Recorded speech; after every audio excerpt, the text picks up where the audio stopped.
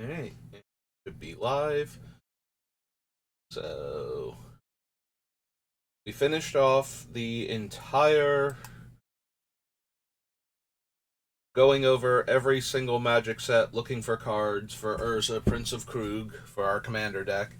And we have a very reasonable, for me anyway, 263 cards. So, normally I have like maybe 400 cards selected, so I think we managed to skip over a lot of cards, though, that I might have added to the list, but realized ultimately that I did not want. Um, I did add one card that I did not put in when going over the original card selection, since I've decided to move more towards using Urza to lock the other players out of the game for the turn, so that way I can kill them with my army of soldiers that are making their spells more expensive. So I did add Thorn of Amethyst to the deck. So we do have that card now, or to the list rather, and that card will probably make it all the way through to the end unless I suddenly decide that maybe I don't want to win quite that way with Urza. So yeah, we have 263 cards, and we're gonna start. I'm just gonna go through them for myself to see everything that we have, so that way I can. There are going to be a whole bunch of cards that were on the list at the time, but we're going to start seeing them, and I'm going to be like, yeah, no, that's not where I want to be at. You will notice when we get down to the commander set cards, I didn't even put the text for a movable rod on the list, even though it has a fairly involved bit of text, and I won't remember it off the top of my head because we wound up not using any of the cards that care about the initiative, and it is the only dungeon exploring card. And while we could make a bunch of rods and lock down a bunch of things, I feel like if we've gotten to the point where we're doing that, we either want to be copying like Meteor Golem, Spine of Ishtar, or one of the other cards that will let us just win the game. We don't need to lock down our opponent's stuff with the idea that we will eventually explore the dungeon entirely in one turn or something. Yeah, that doesn't seem at all necessary, so that one's gonna get cut, and I probably should have just cut it when I was counting instead, but it was on the list, and this way, when we get to it,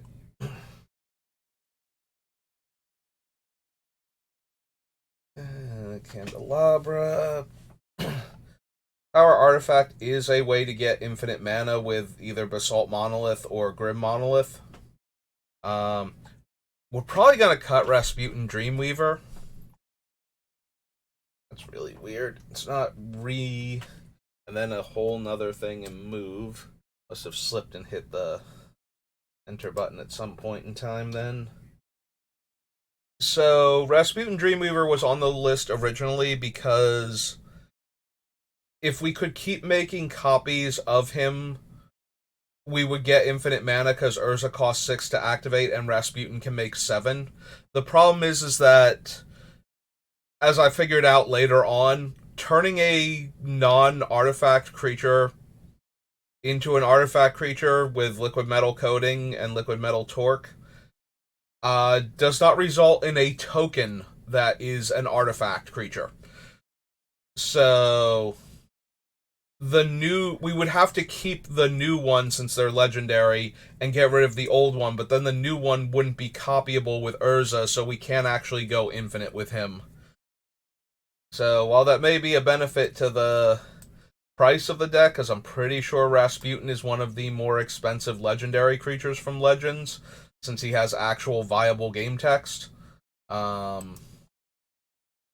Yeah, he does not do the thing we need him to do. We would need an effect like Mycosynth Lattice, and I think that's going to get cut too, because a lot of the removal I have, the mass removal is affects non-artifact cards or non-artifact permanents, and that's going to be an issue if I turn everything into an artifact, because then my removal spells don't work as well. Because now all of my opponent's stuff is also artifacts. You're probably gonna hear me clear my throat a lot. I talked way too much on Thursday between the deck building process and my pre-release preparation for Phyrexia, and my voice was so raw after that. And I took yesterday off, but I'm still very sore as far as my throat is concerned, so that might be a bit of an issue.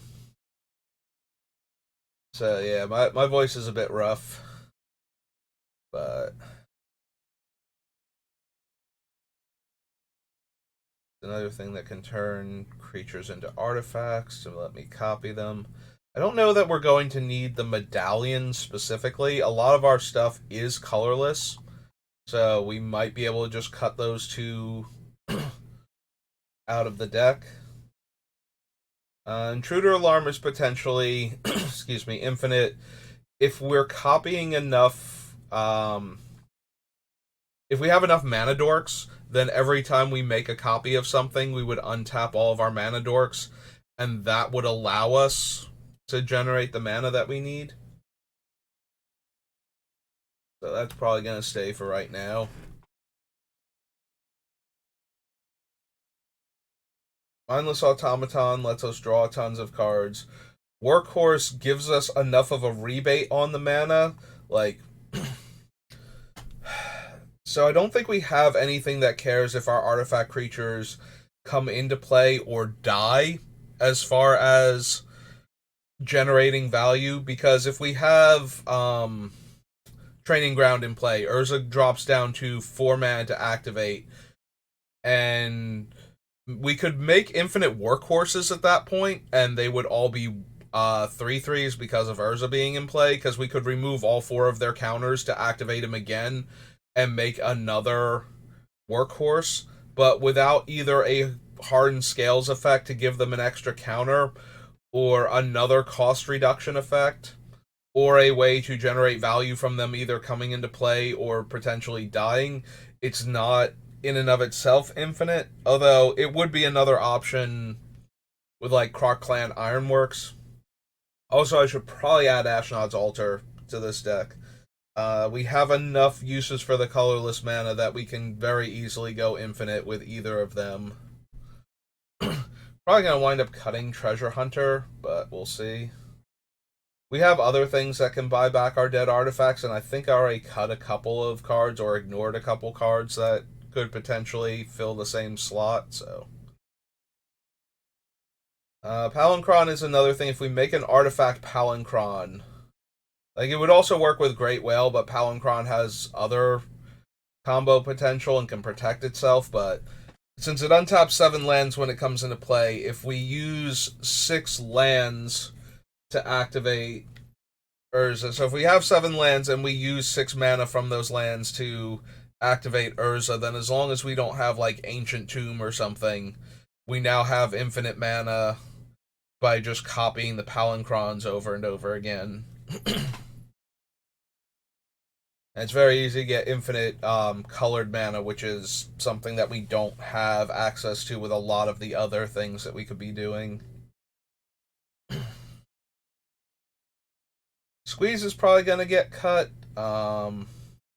It makes enchantments and sorceries cost 3 more. Sorceries are probably the most dangerous thing to this deck. Board wipes that kill large numbers of artifacts and or creatures will really set us back pretty hard.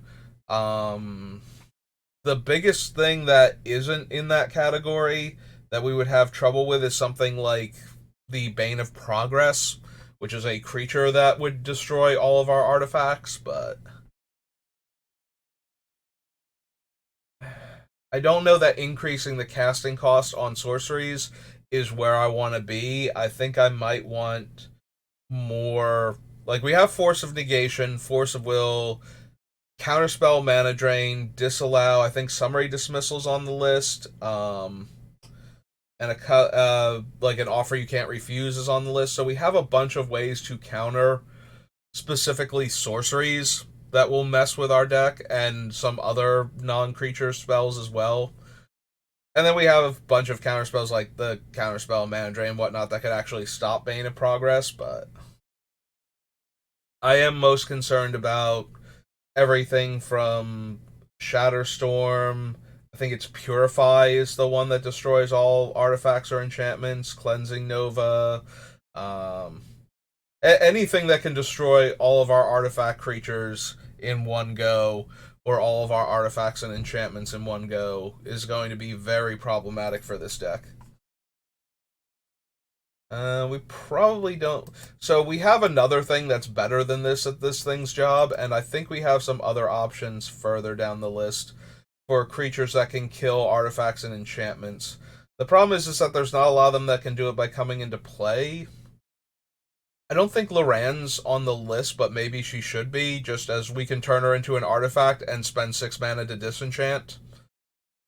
You know, like she's a 3-drop as opposed to the 7 drops that are the Golem and the Spine, so it might just be a little bit easier on the mana. Um,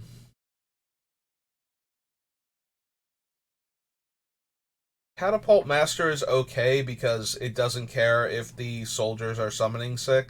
So if I can make a whole bunch of soldiers, I can tap them all to exile things. Like, let's say we have a good position where we're able to generate infinite or near infinite soldier tokens.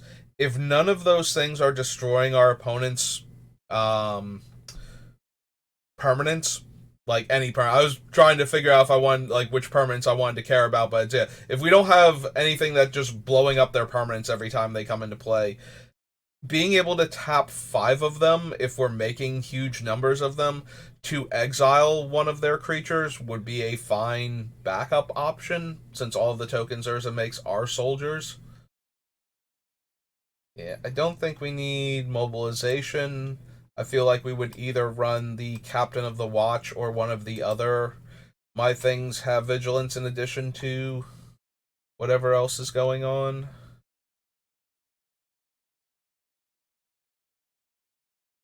Similarly, we went over this with a bunch of the other cards. It does make my soldiers, like my actual spell soldiers, cost less and gives all my soldiers +1/+2, which is a significant buff. Um, but at the end of the day, it's just a creature that buffs my other creatures, and with what we're doing, we shouldn't need most Anthem effects. The one Anthem effect I do want to keep is the Coat of Arms because it's exponential, so it doesn't take more than a couple copies of it to grow all of my things so huge that it's going to kill the opponent very quickly. Once I have, what is it? It's like 4 soldiers in play that are copies of Coat of Arms and no other soldiers. Then I have 5 instances of all of my creatures get +3/+3. So all of my guys are +15/+15. And they're base 3/3, so that's 18 power per creature across 4 bodies. Like, I think that's good enough at that point. But, having something like the Dara War Chief, where it's only +1/+2, and even if I make like 5 of them, now all of my guys are getting +5/+10, and that's nice and all, but I don't have, a way to take advantage of the 10 toughness. And even if I did, the Coat of Arms is still doing that much better at that same point, so.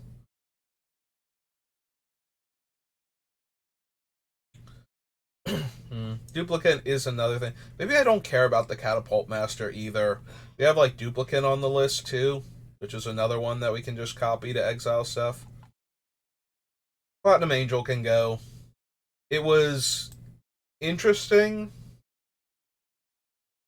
to have like the idea that we could have multiple creatures in play that are stopping us from losing the game, so that only a Wrath or a reusable destruction effect could stop us. But that's a lot of things in Commander, and I would much rather be spending the mana on something that's stopping the opponent from being able to cast those spells, or something that is setting us up to actually win the game. So, yeah, I think Platinum Angel can go. The Abunis can stay for right now because it's hexproof. I think we have like one or two other cards that can grant our team hexproof too, so that's not a huge deal. Yeah, I think Mycosynth Lattice because turning everything into an artifact is actually to my detriment. Because it's not like destroy all non-artifact permanents, Soul Scour, and there's also not synthetic destiny, organic extinction, and some other cards that won't destroy my artifacts. So I don't want to turn our opponent's things into artifacts and then we can't do anything to them.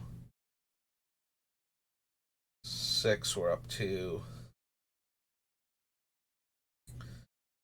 Yeah, I think we can do infinite mana shenanigans with the Ariok Salvagers, but I think we have enough other things that can do infinite mana. So I think we're going to cut the Salvagers.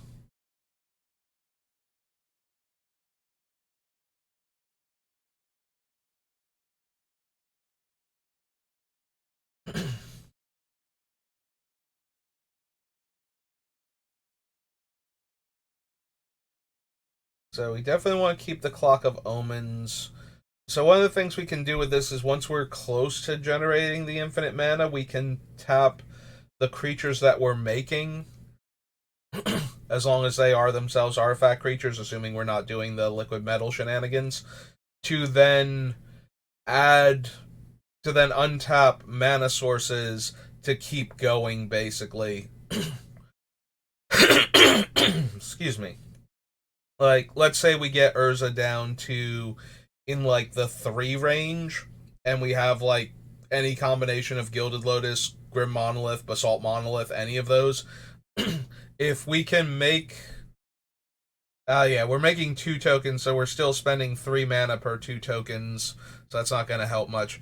I don't know, we'll have to come back to Clock of Omens. Maybe it doesn't do enough. Excuse me.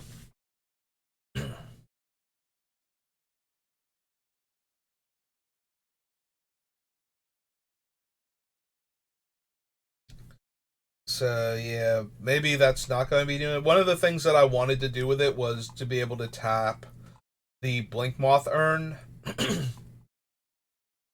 so that way other players don't get the extra colorless mana from their artifacts, because the Blink Moth Urn wouldn't be untapped.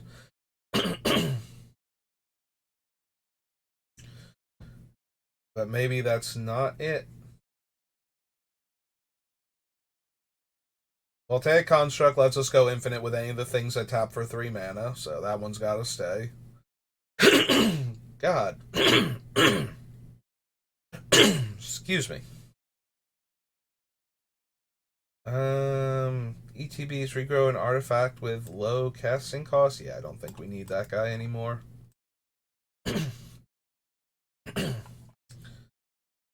Okay, Roar of Reclamation. We have like all of the effects similar to this on the list. I'll have to decide which ones I want to use, but we're going to leave them alone for right now.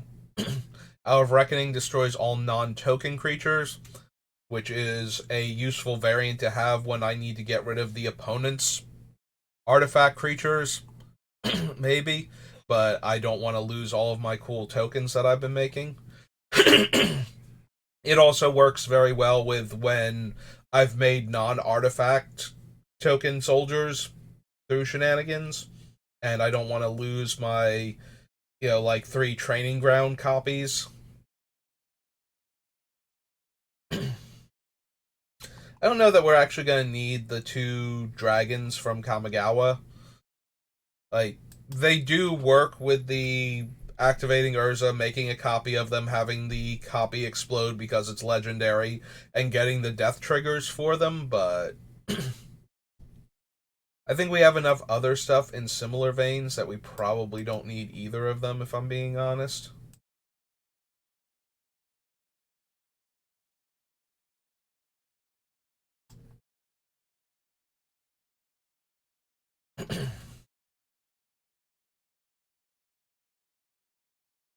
Arkham definitely stays in. Commandeer probably. Probably don't need Lotus Bloom since I cut the the Ariok Salvagers and um the other things that get back the low casting cost artifacts.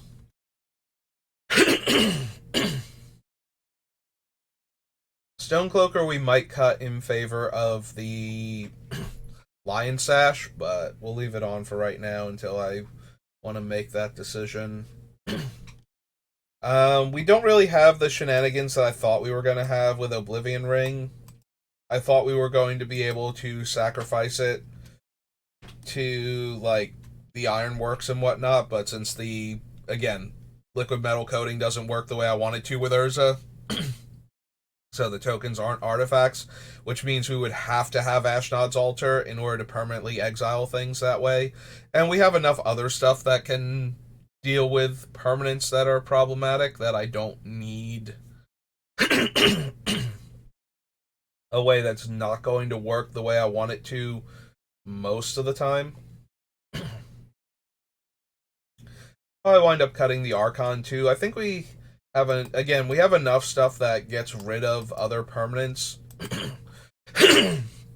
that I don't need something that's not going to be an artifact itself most of the time, and that the copies aren't going to be artifacts.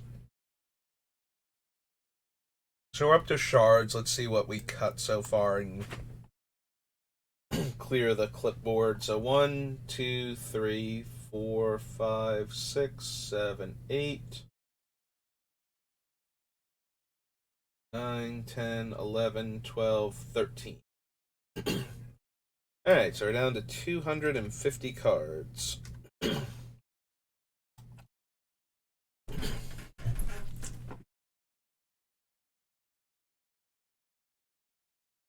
Actually, we can just pop Lorwyn, right? We're practically there.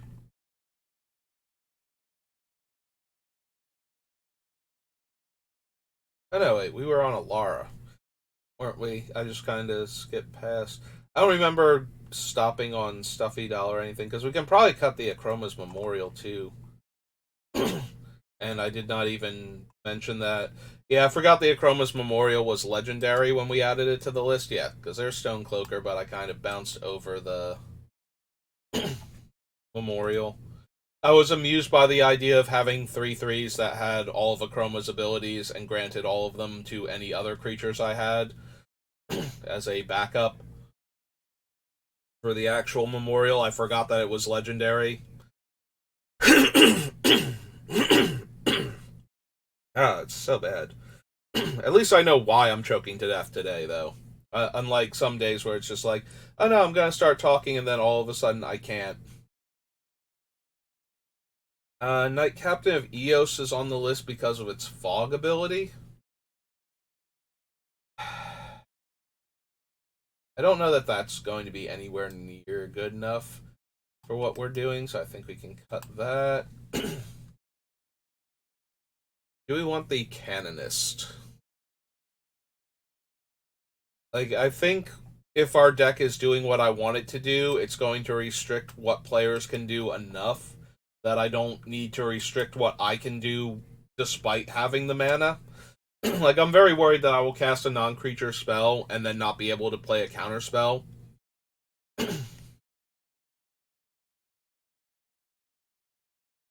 Another one of our Wrath variants.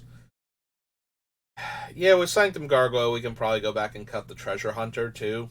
I would rather have an actual artifact creature that gets back dead artifacts when it comes into play.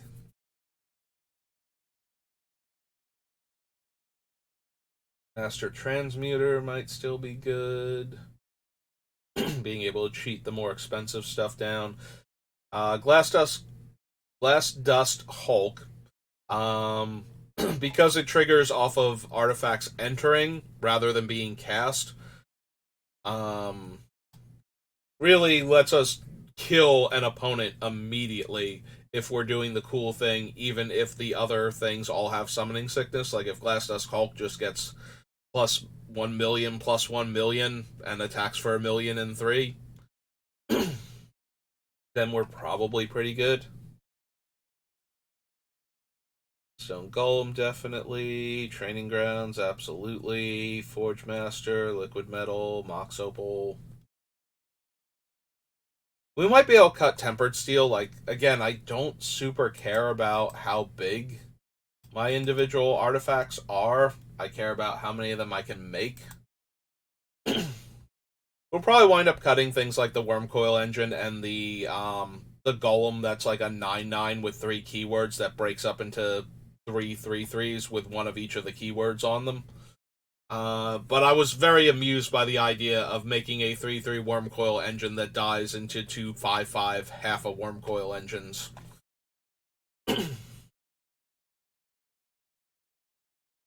Yeah, we probably don't need Hero Blade Hold. Like, I think Tempered Steel would have been better than Hero if that's what we were going for. So,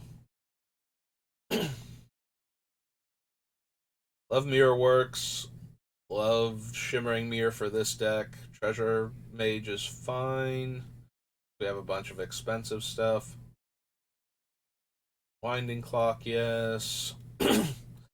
Yeah, it's just another aura, another anthem, rather. So we can go ahead and cut that. That is another thing that would give our entire team vigilance, but starting to feel less and less necessary.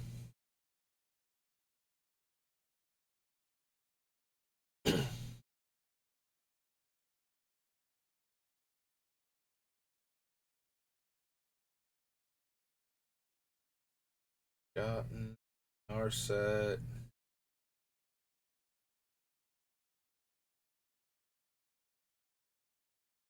I wonder how many things I actually have that I want to blink. There are certainly a large number of cards that have good comes into play abilities, especially in my artifact creature slot. So we'll leave him on the list for right now, but yeah, Angel is another anthem that's not itself an artifact creature to start with. We're still going to be running things like the liquid metal cards because of the training grounds, like especially training grounds. If I can get Urza down to a reasonable number to activate quickly, we can take over the game and just win from there. But we have to get to that point first. So, excuse me. 1, 2, 3, 4, 5, 6, 7. 243.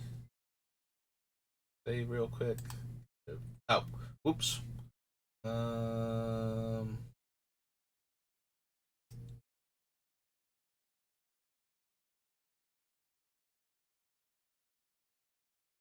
where was the fine thing on this? Ah, clipboard. There we go. Yeah, I meant clear all, not to X out of it. Okay, so 243, and we were on Kaladesh.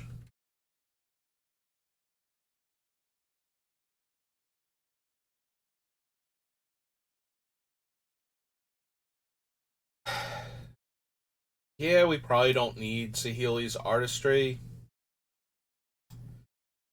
Probably don't need a lot of the token making cards. We care more about what ones we're making, not like yes, it super helps with Anointed Procession and probably that one thing from New Phyrexia that we should add to the list just immediately anyway.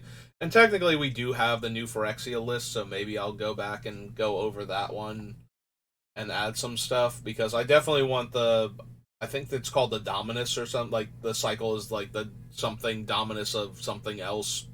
Yeah, like proper name Dominus of noun. And the white one is an anointed procession, so we almost definitely want that one. But yeah, I don't think we need like artistry or we probably don't need the resplendent replication, but that one can copy what's its name? The training grounds just by itself, so we wouldn't even need to activate Urza or to get liquid metal, either one, to activate them for that. So it's another way to get multiple training grounds into play.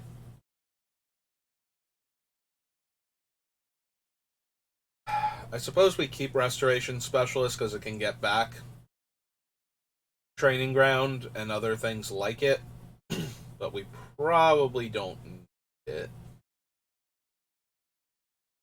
Trap trawler, walking ballista, pointed procession.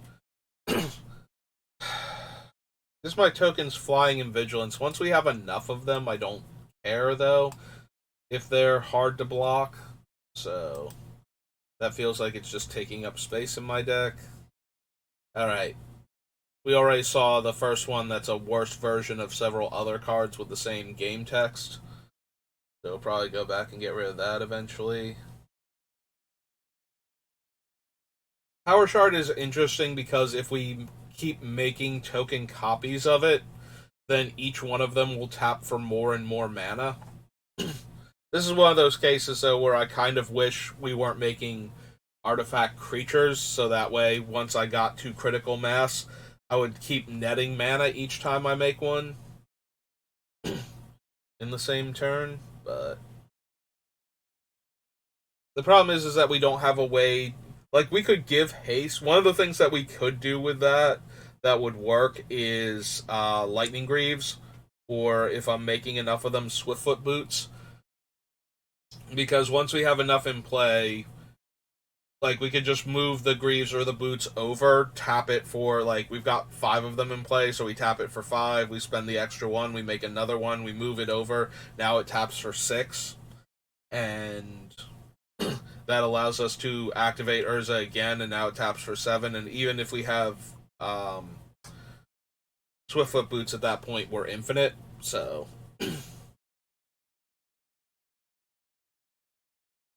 Creator. I have a bunch of things that give our stuff indestructible, but it's mostly our creatures. Maybe I still want Lazatep plating. We'll see.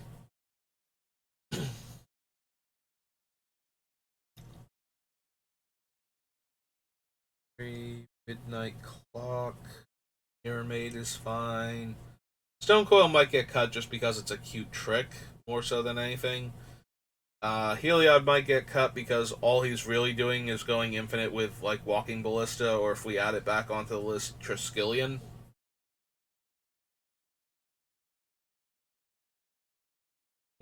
Engine, Starknight Forcer, Kayak, Oswald, Portable Hole, Teleportation Circle.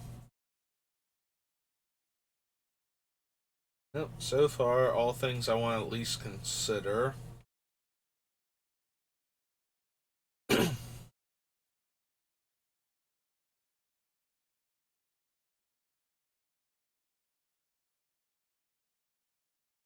I don't know that we're going to need the Bank Buster. It seems like it's an okay way to generate card advantage, but I think we have enough other things that can do that. Sorry. Can't stop. Like, the throat just feels so raw from the other day, so I'm not talking particularly loud, and I'm not putting a lot of pressure on it, but it's still a bit rough. And it's really hard not to feel like I desperately need to clear my throat at every few minutes.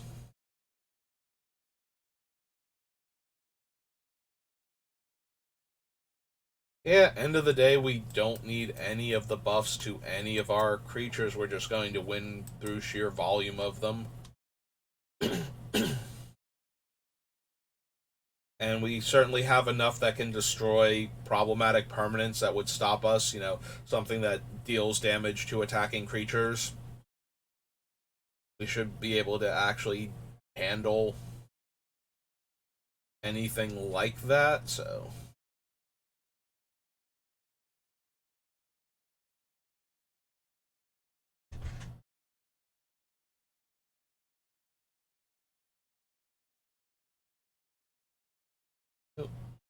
of the guard. We'll have to see how many creatures this can find, but I'm fairly certain it can find most of our other tutor creatures, if nothing else, so a huge number of things it can go grab for us.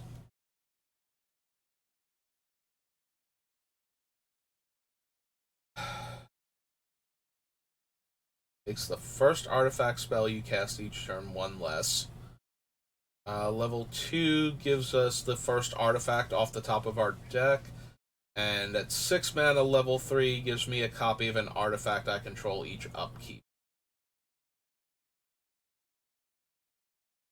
I feel like we have enough other stuff doing similar things.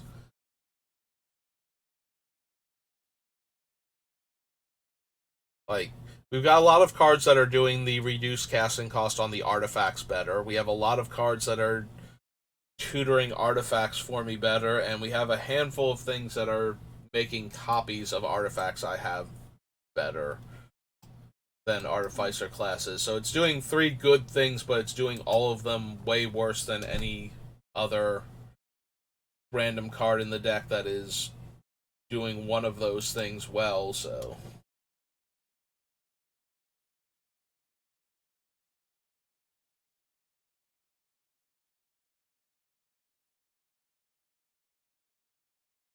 yeah, we have plenty of ways to protect our stuff, so the Bronze Guardian is kind of meh.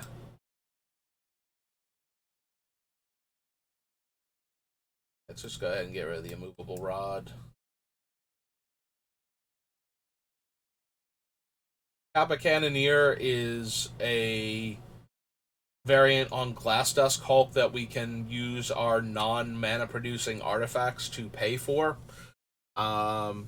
Has minor protection in the Ward 4, which, if we're doing the other things, might just be more than enough to keep him protected, so... And then he's +1/+1 and unblockable whenever one of my artifacts enters the battlefield, so same as Glass Dusk Hulk.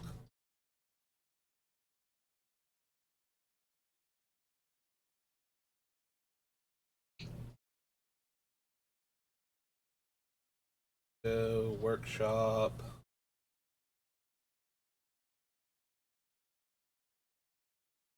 Paladin.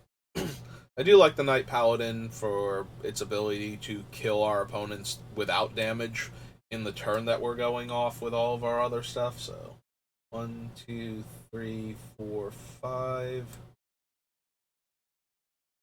6, 7.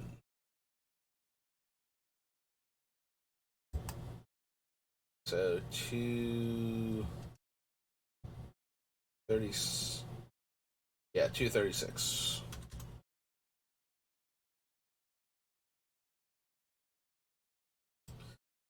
Alright, so making reasonable progress.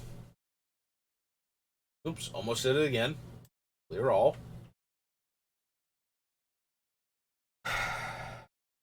So, what do we need to look at?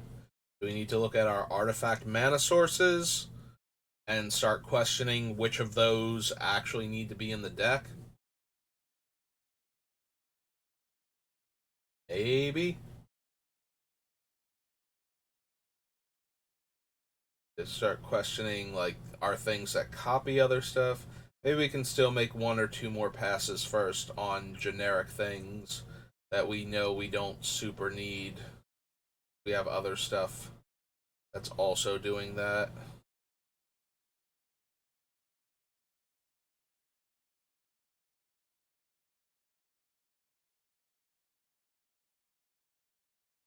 There's Treasure Hunter. We can get rid of him.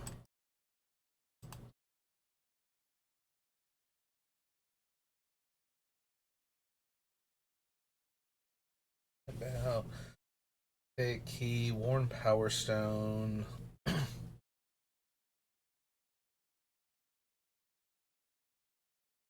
Junk Diver, Metal Worker, Grand Dynamo. Yeah, I feel like we don't need Squeeze. We'll either be cutting off all of that type of thing anyway, or we won't need it. So kind of a one or the other scenario. And yeah, we have enough other stuff that can exile a creature or destroy a creature that's already an artifact, so we don't need that.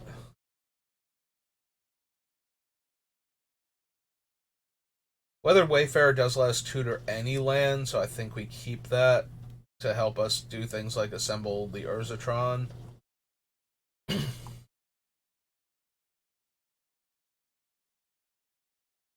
Stone, sculpting steel, solemn simulacrum.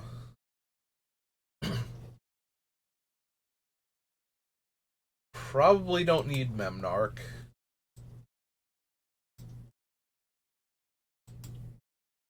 He doesn't actually work particularly well with what Urza is doing. The one thing is he can turn a thing into an artifact, and it just stays that way. So he would be another liquid metal coating that has potential upside.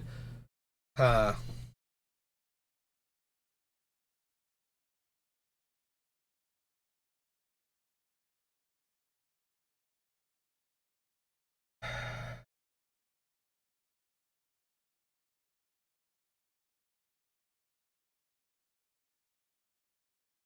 Yeah, I feel like I just want the coating and the torque. I don't think I need Memnarch. He does also work well with the disenchant effects and his own activated ability, obviously, to steal other players' artifacts or to reassert my control over any given artifact I have. I don't know why I would want to do that, but just in case. Just in case I don't want to steal your thing.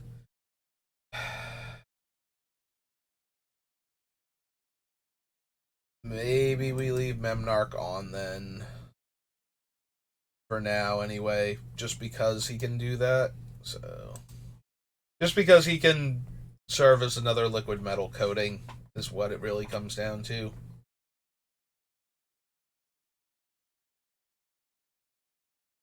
We should have enough other things. We don't need the cannon to do something with our infinite mana.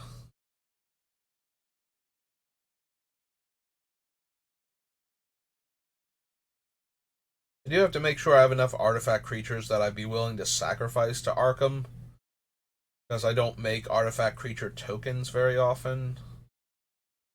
Um, yeah, infinite stuffy dolls is funny, but probably not going to be what we need to do. Very entertaining though, especially as large numbers of blockers for big rumbly ground creatures. We shouldn't need the mirror entity either.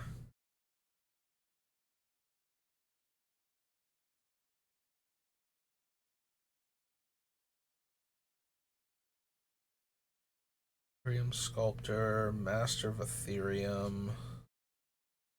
Yeah, I don't think we need the Master either. Like, copies of the Master are always going to be 3/3s that buff our other creatures, or our other artifact creatures, and I genuinely don't think we need that type of effect. Like, we're either winning or we're not, basically, is what it comes down to. So I want the things that are actually moving us towards winning the game the way that we're going to, instead of things that are cool in a vacuum with what we're doing but aren't what I need and aren't either winning us the game or stopping us from losing the game right now with what we have available. And I'm wondering if that means I don't need Sharding Sphinx, because if we're getting through for that much damage with our artifact creatures anyway, we should be close to killing the opponents outright. Like, we don't need any, like, extra 1/1s.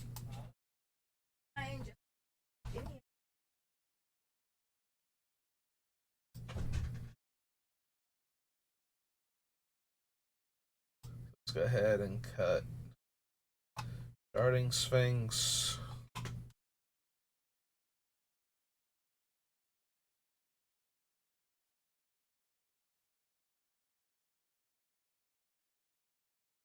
Dusk Hulk, Expedition Map, Everflowing Chalice.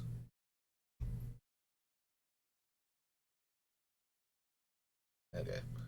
Now I thought something was making noise that the Thing was picking up, but I guess not. Okay. Lodestone Golem, absolutely. Forge Master, probably. Opal. Opal is legendary, right? Like, we duplicate tab and we go back and we go Mox Opal. Feel like it is. Yeah, okay. Legendary artifact. That's what I thought, but I could not genuinely remember if it was or not. Okay, so bring this back up. Yeah, I suppose having Urza on in the background doesn't really matter if he's like off to the side and you can't see him underneath the thing. Yeah, there he is. Let him peek up over the thing, oversee this whole deck construction process. Um,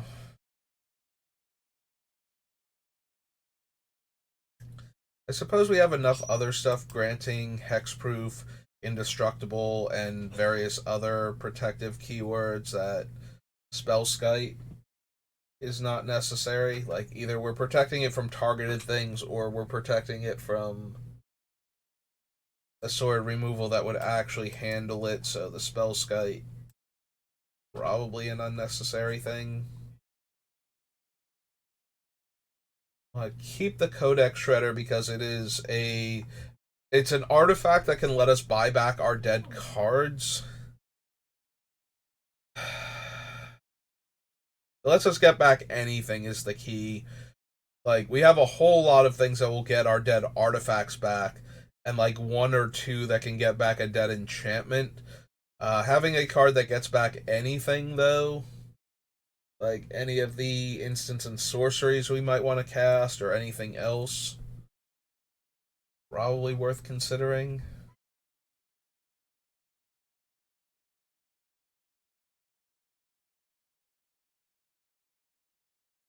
I also have a bunch of cards like Biden of Thassa where I'm trying to draw all these extra cards, and I don't know which ones I need slash want for the deck. I think I want to avoid the ones where it's not optional and it triggers off of things that we're going to be doing with astronomical numbers. I don't want to randomly lose a game because an opponent like Angel's Graced or something, and now they can't die from the damage that they took for a hot minute, and I have to draw all these cards, and I just die because I attacked with literally a million tokens and decked myself.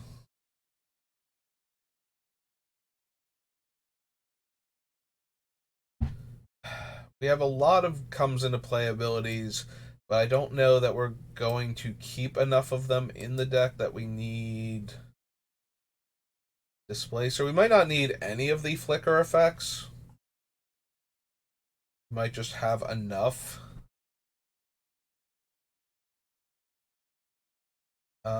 Things that already do things when they come into play. Probably don't need smugglers copters. That's one of those things. It's like it's silly to copy it, and it's doing stuff, but we don't need it. I kind of want to keep Torrential Gear Hulk only because we don't have to pay the mana cost on it. So if we have enough mana to make another Gear Hulk, then we're holding up all of the instants in our graveyard to respond to things because of that. So I kind of want to keep that in the deck if at all possible.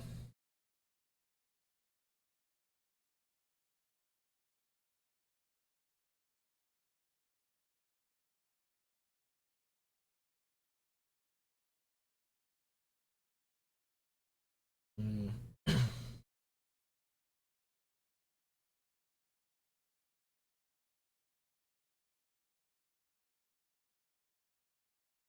Sign of Urza. Capuchin. So artifacts are by default historic. Like, it's artifact sagas and legendaries that form the subset that is historic cards. I have Shimmermere and Liberator as ways to give my artifact spells flash. So Wrath can let us flash in any of our legendary creatures that aren't artifacts and our planeswalkers.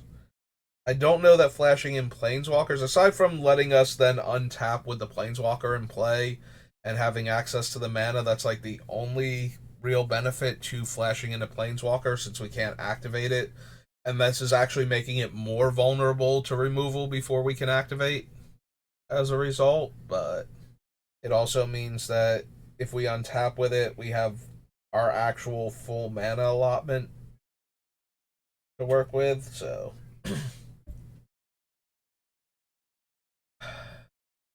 and I don't know how many legendary creatures we have that aren't already artifacts. We have like Hana, a couple of the um oh shoot, legendary creatures. We have Hana. There's like a pair of something, and it just completely jumped out of my head when I started to say the sentence, and now I can't think what it was. Um, that aren't themselves artifacts, because we do have a handful of legendary artifact creatures later on the list. But I'm trying to think. We had Hana, who can get back artifacts and enchantments, and there was something else I was just about to mention, and now I can't remember what it was.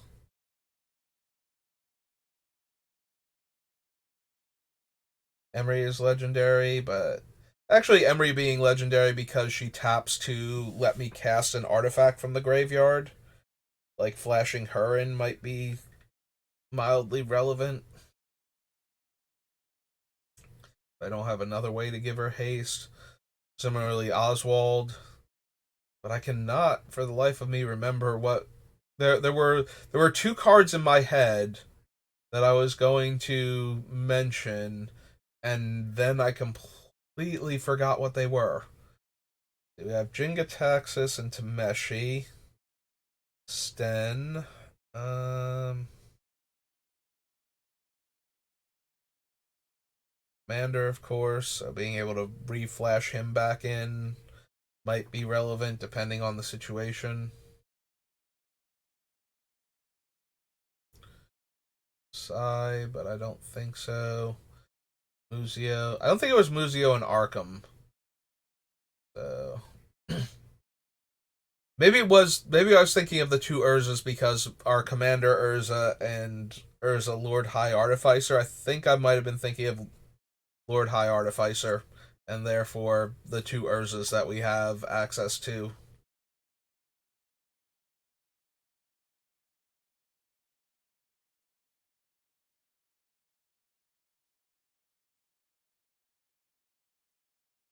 Yep. Yeah, I think it might have been the two Urzas that I was thinking of then. Okay.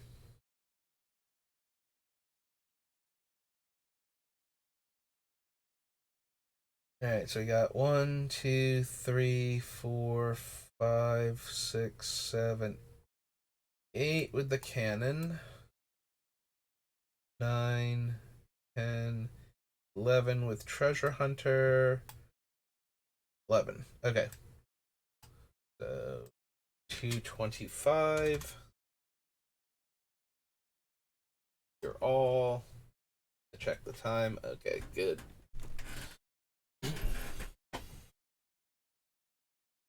Alright. Like one or two more passes. Let's scroll down to the bottom and start from the bottom and work up this time. Helps to try different patterns when picking out the cards. Get your head in a different space. That way, maybe I don't gloss over things. Research Thief is one of those cards where I don't get to decide if I want to draw. Every time I hit with an artifact, I have to draw a card, so.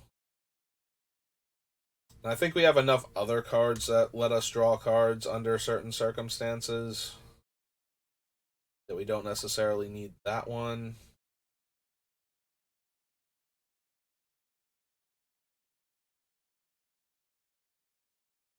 Yeah, I like Triplicate Golem because it's funny, but it's not going to actually do anything in our deck. If we have 9 mana, we'll be doing other stuff and we won't want to bother casting him most of the time, so.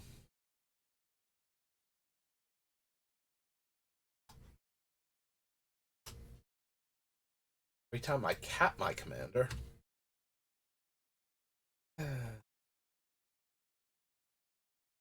That's true. The Nautiloid Trip is also a graveyard hate card. We can get rid of um the Gargoyle. The Gargoyle was for the longest time my white default I need a graveyard hate card where I didn't want to just exile every single graveyard all the time. So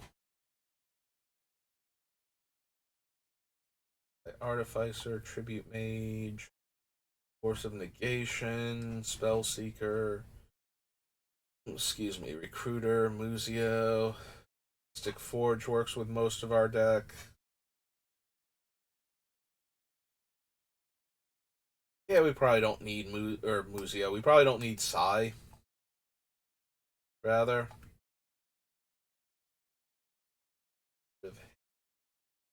Soul of New Phyrexia for right now.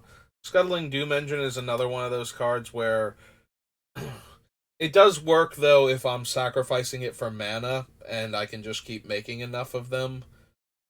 Similarly to the vehicle from Warhammer, the Knight, whatever it was. The way I can just copy it enough to kill all of our opponents in the turn that I'm copying it. Like, if we're making enough Scuttling Doom engines and sacrificing them, then maybe we can just win on the spot.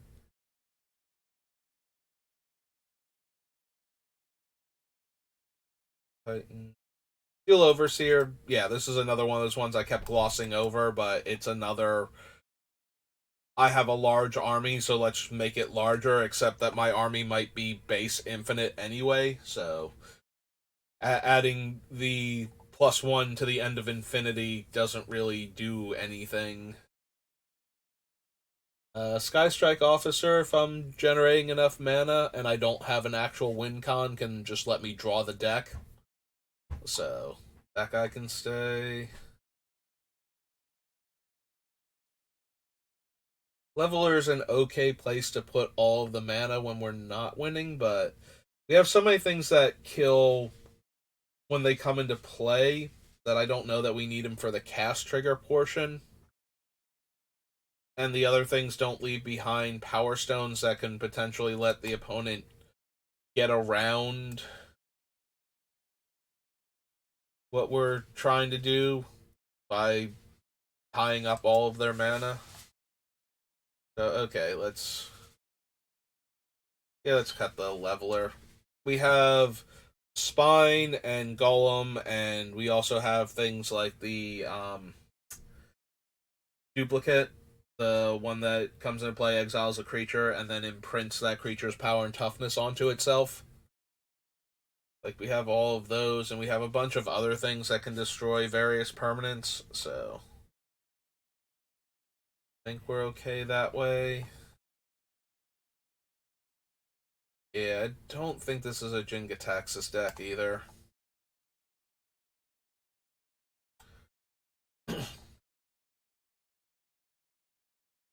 Like, he's okay. He's not amazing for this deck.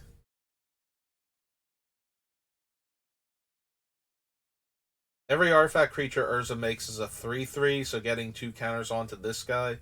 Also, okay with cloning things with +1/+1 counters on them, so that way we can remove them and destroy problematic artifacts, enchantments, and turn other things into artifacts and enchantments. I still might wind up cutting him, but I like the Dollhouse of Horrors primarily because it lets us rebuy one of our dead artifacts or one of our dead creatures as an artifact, and then the thing is always an artifact, so that becomes a copyable value of it. So if we were to exile, let's say the dwarf that lets me sacrifice it to bring back a dead artifact and a dead enchantment. Like now until we lose all the copies of it and can't target it anymore, I can keep making token copies of that card because the dollhouse has made it a construct permanently, and now the fact that it's a construct, well, the fact that it's an artifact creature construct means that that's a copyable value now, as opposed to the until end of turn nature of like liquid metal coating and such. I have Portable Hole on the list because it's a thing that can get rid of like tokens and potentially cheap things by making large numbers of them with Urza. I can gobble up all of your treasures or all of your token blockers or whatnot. It's probably too low impact though, and we do have other cards that will let us do similar things if we've got Urza going. It's nice that it was cheaper and therefore we could get it down before Urza and remove a thing and then eventually just start copying it with Urza later on.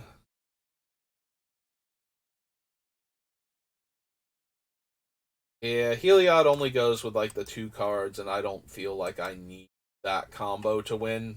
I think the primary reason for running Heliod is as a way to generate an infinite combo that wins the game against an opponent that has done something to put themselves otherwise out of reach, gained an arbitrary amount of life due to an infinite combo or something that's now been broken up. Like they're just at a billion or a trillion or Googleplex worth of life, and you can only do so much damage. So you either have to kill them with your commander, hitting them for 21, or something like that. So having a way to just, oh, by the way, I also go infinite and deal you whatever number amount of damage you say you have in life total after demonstrating the loop. So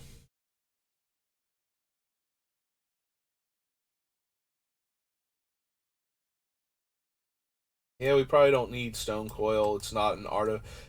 This falls into the category of I just want to copy fun stuff with Urza. Like there are a lot of cards on this list that are just fun cards to copy with Urza, as opposed to game-winning cards to copy with Urza. And I feel like the Triplicate Golem and Stone Coil Serpent and Worm Coil Engine all fall into the.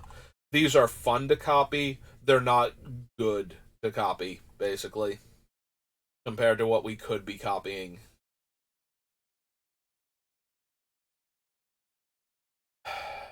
Yeah, I think enough of our stuff has Flash that isn't Urza, basically, that we don't need Wrath.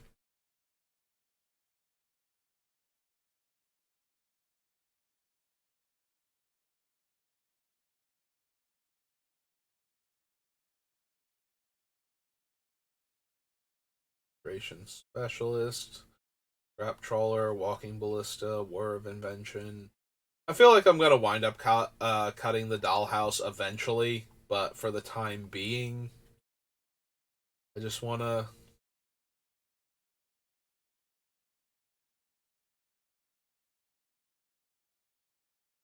I'm gonna have to decide if I want. So being able to make copies of Selfless Spirit and then sacrifice the copy immediately, since he doesn't tap to do this, gives me another way to protect all of my stuff from various wraths.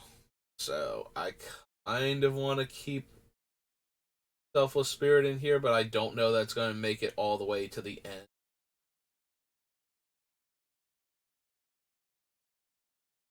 Alright, Fate Forgotten is the worst one of the other things with similar abilities, like the um, Forsake the Worldly and the spell half of the Naga cleric from Forgotten Realms. Like, its adventure half.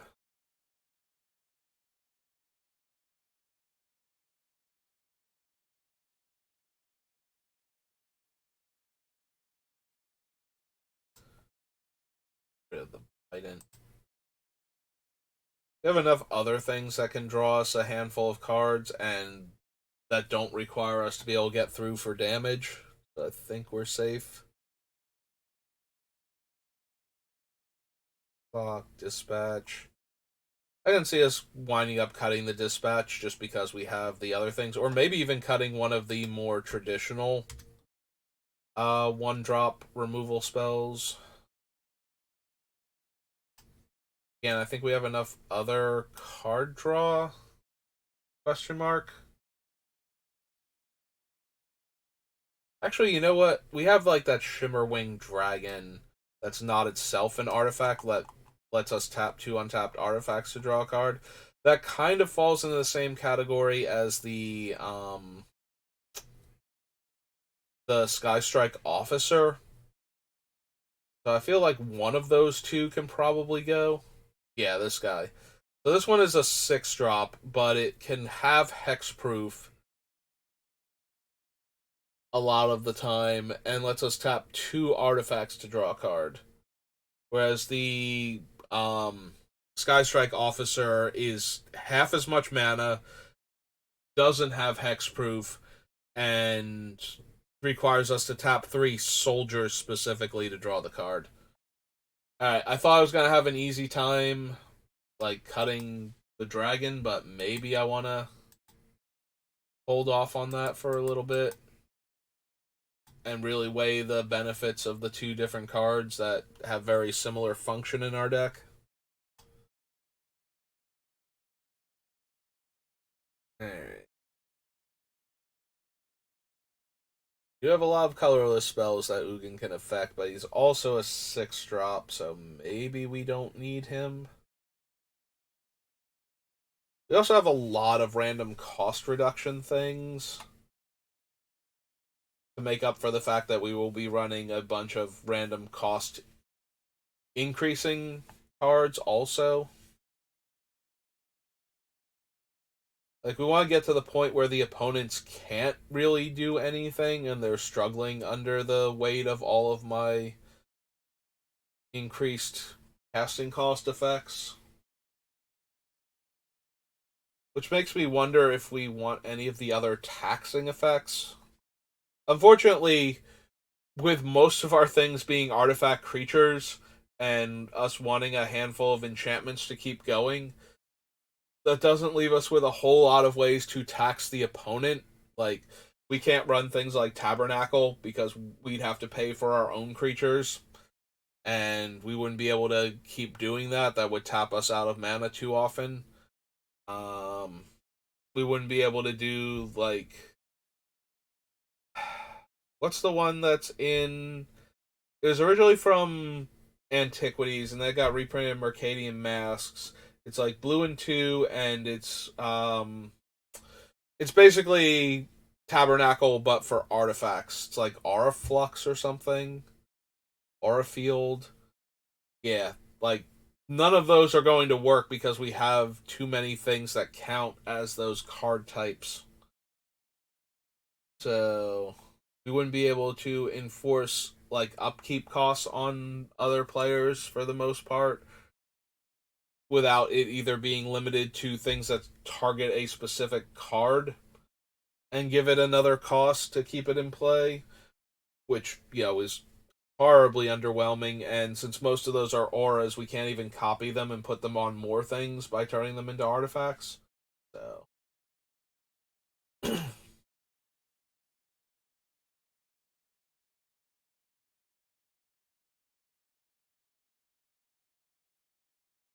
better unwinding clock.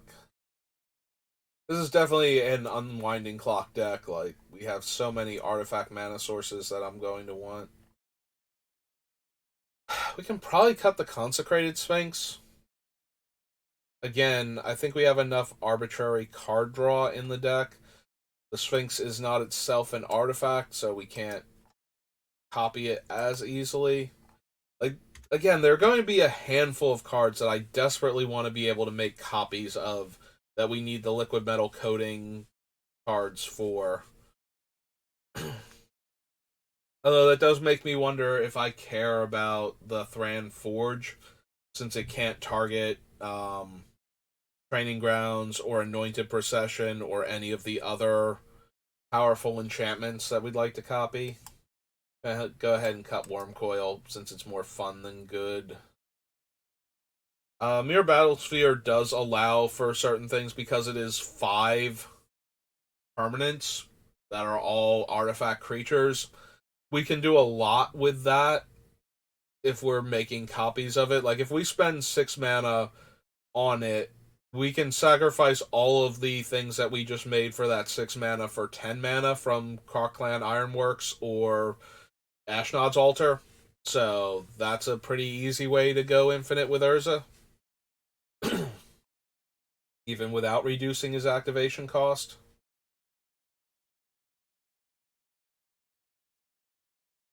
Yeah, I think we want to leave that alone.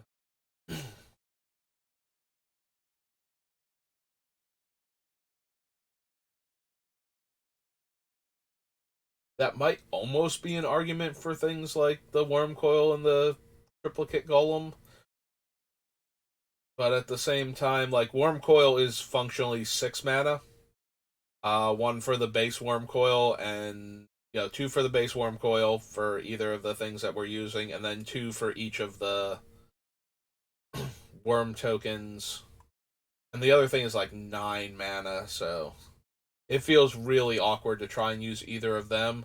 The battle sphere is like right in that sweet spot where it's a few less mana to cast, and therefore a lot more likely that we'll be able to get there, and also has enough bodies to work with the thing. There's Stonecloaker, so we can go ahead and get rid of that now.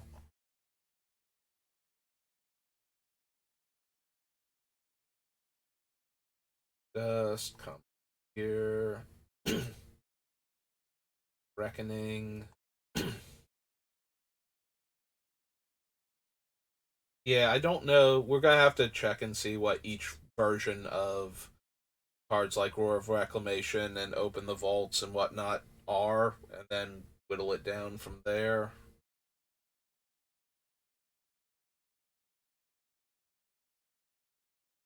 The Vedalken Engineer is an okay ramp card that isn't actually an artifact. But I think we just want to ramp with our artifacts then at this point. Yeah, I think Karn, Great Creator, is going to be the absolute bane of this deck with the way I'm building it.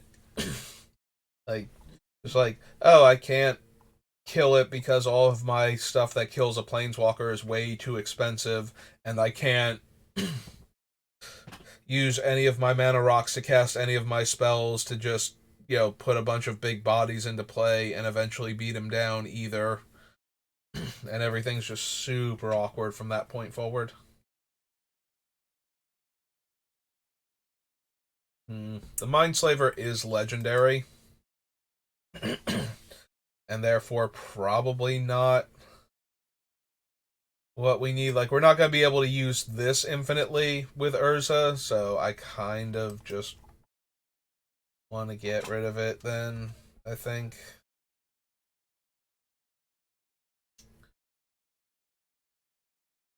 Let's see what we got. We got 1, 2, 3, 4, 5, 6, 7,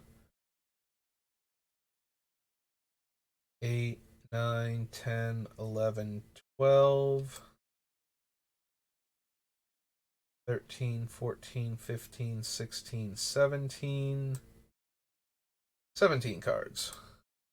So 15, 1, or yeah, 208 rather. Not 108, 208. Alright. Let's do it. Let's start figuring out the artifact mana sources. Because we do not need all of them, but we certainly need a lot of them.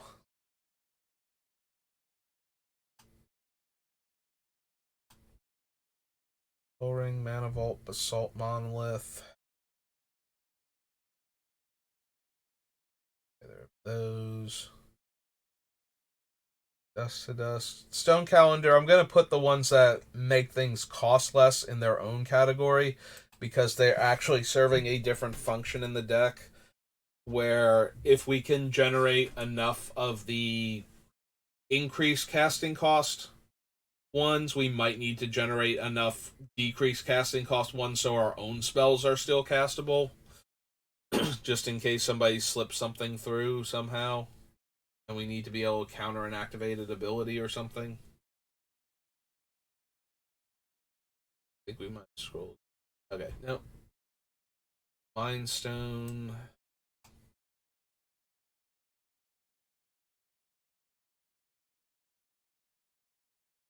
This should be Ancient Tomb, not Ancient Temple. Compass card. Roll Rack. Heartstone. Intruder Alarm. Since probably wind up cutting Reconnaissance too. I managed to gloss over that like 3 times. I forgot that that card had existed and how silly it could be. But yeah, it can probably just come out. Workhorse can be used for mana. I guess we're gonna put it on the list too. Like it is in here to generate mana, so I guess it's not fair to leave it off of the list then. One Power Stone, Monolith.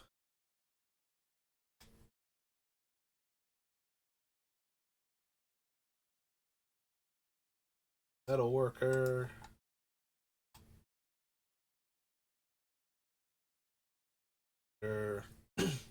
Site. Wayfarer. Yes, to Blink Moth Urn. Gilded Lotus.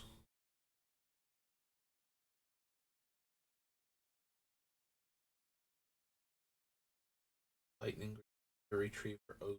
Sculpting Steel. Ingot, yes.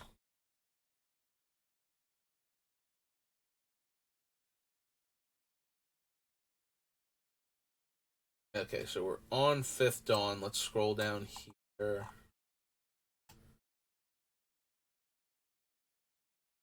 Mana sources.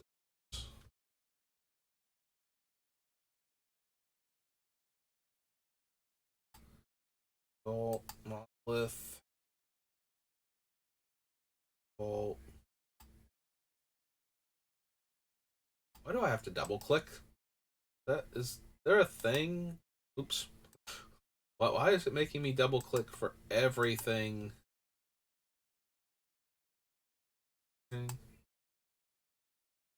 Yes, I'm sure I would like to post each one of these. That's obnoxious. Why is it making me double click?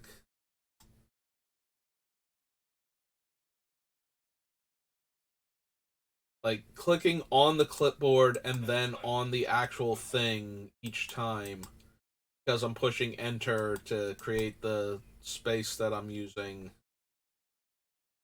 That is obnoxious as anything. Okay. That was we're on Fifth Dawn, I believe. Back to Darksteel. Yep. Fifth Dawn, so we have Clock of Omens. Clan Ironworks is in here for mana generation, but it's more to go infinite with than to actually just make mana.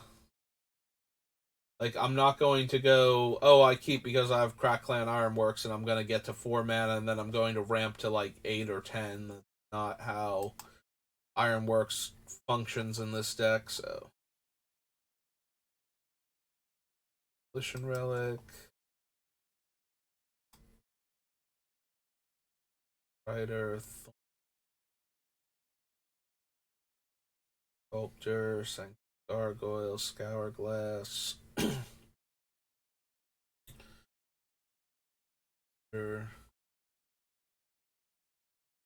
Gloss over. Guildmiss Border Post.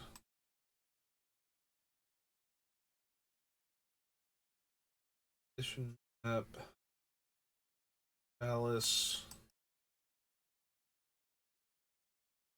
Hedron. Elspeth. Golgotha. Liquid Soul. Mock Opal. Metal Sphere, Beast, Dark Steel Plate, Treasure Mate, Rift,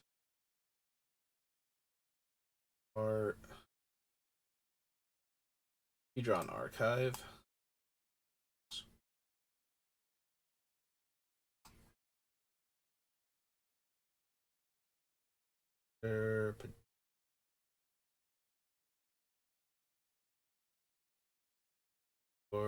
for say Familiar Power Stone Shard.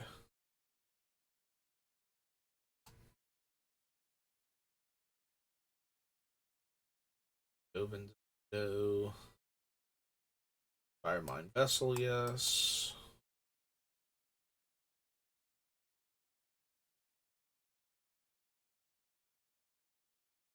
Nightclub, yes. Skyclave Relic, yes.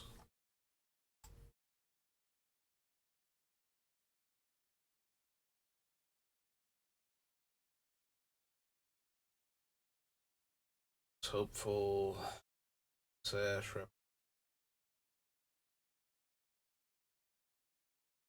Repston.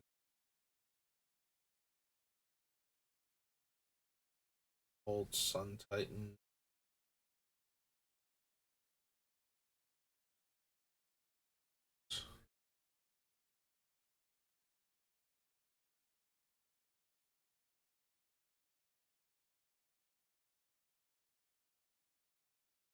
With Metal Torque, yes, because it taps for colorless.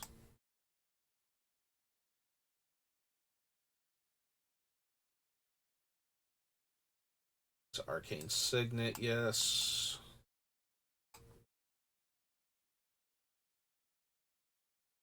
So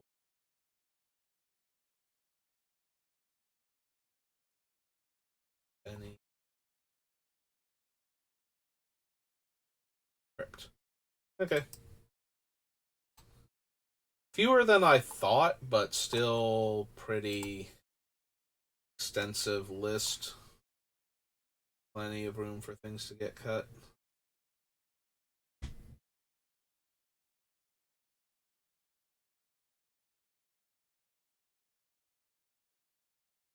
That's what I thought. There was a card below Coalition Relic. Below that. Oh, okay. So Coalition Relic, then Field Mist Border Post.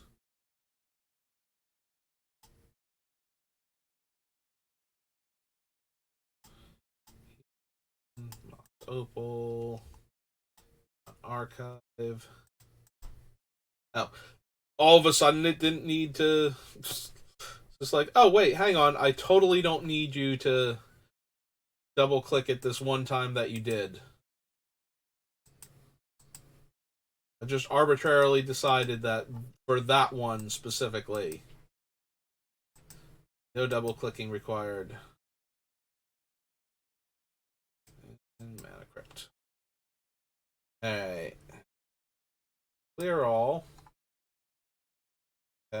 For Mana Rocks, have 1, 2, 3, 4, 5, 6, 7, 8, 9, 10, 11, 12, 13, 14, 15, 16, 17, 18, 19, 20, 21, 22, 23, 24, 25, 26. So we have almost a third, or I'm sorry, almost half of our allotted deck space for non-land cards is currently Mana Rocks. Think we're gonna have to cut a couple of them.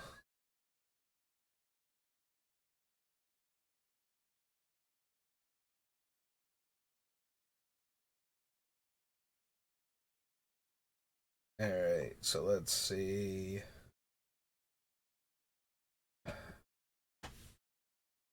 With the power artifact, we have the potential for infinite mana with Basalt Monolith and Grim Monolith for their own untapping abilities. So there's also the artifact creature that pays 2 to untap an artifact that can go infinite with any of our things that make 3 or more mana. So, we want to try and hang on to all of those. Um,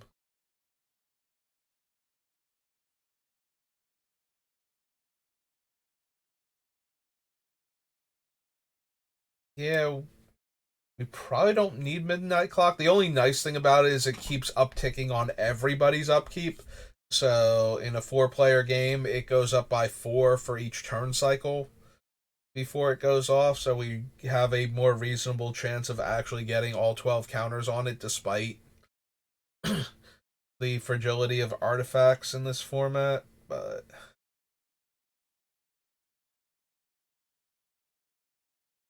alright, I feel like Field Miss Border Post can go. Um, I think we have enough things with Everflowing Chalice, and we can't copy it with Urza either to get like more stuff out of it. Like, I feel like the best thing an Everflowing Chalice could do is we could reveal like, a ton of artifacts off of the metal worker, and then put like a Everflowing Chalice in on like 3 counters or maybe even 4 counters, like super early in the game.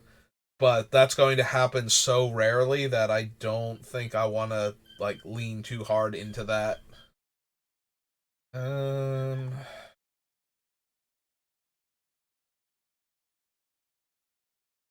yeah, I don't think we need the Mox Opal specifically. Like, we're not going to get enough other artifacts on turns 1 or 2 that if we just drop it, we'll consistently have it as a mana source by like turn 3 or 4. So,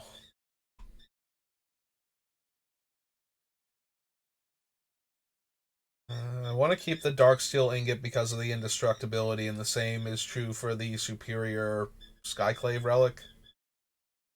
Um, Twerk is part of our game plan. There are several cards we want to turn into artifacts that we can use it with Urza.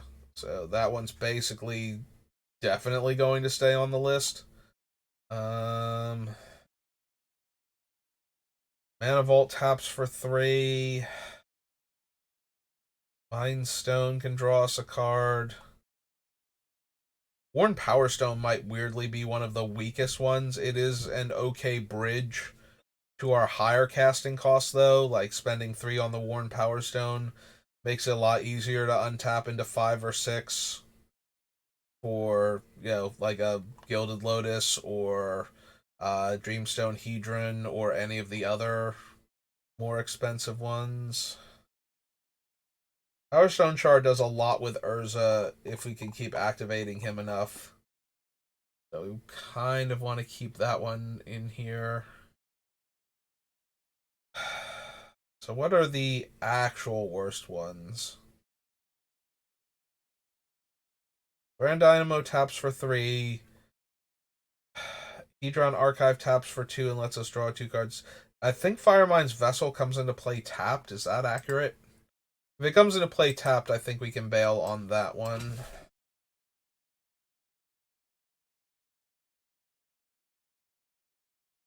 Foresight Vessel. Yeah, it enters the battlefield tapped. Okay, so we'll get rid of the Firemind Vessel then.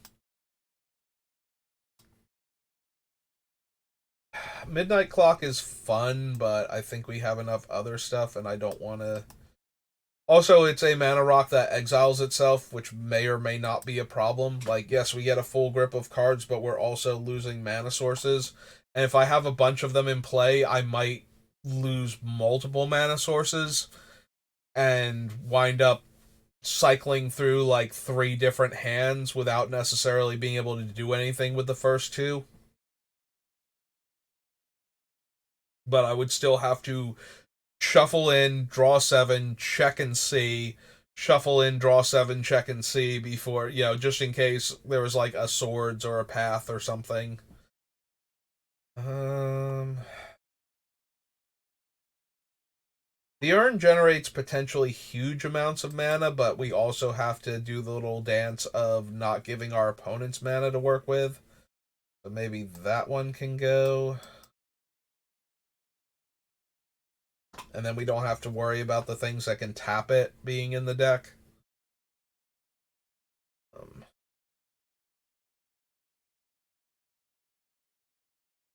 yeah, I think we have enough twos and even like lower that can ramp us where we need to get to in order to jump from the 3 spot to the 5 spot a lot easier. And it comes into play tap, so cloning it is worse.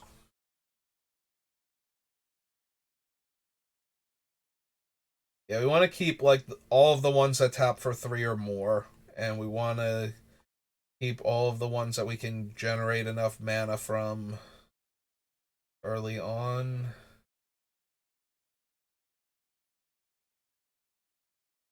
Still feels like we need to cut like 2 or 3 of these. So maybe we don't get to keep all of the ones that make 3 mana, or all of the ones that we could theoretically go infinite with.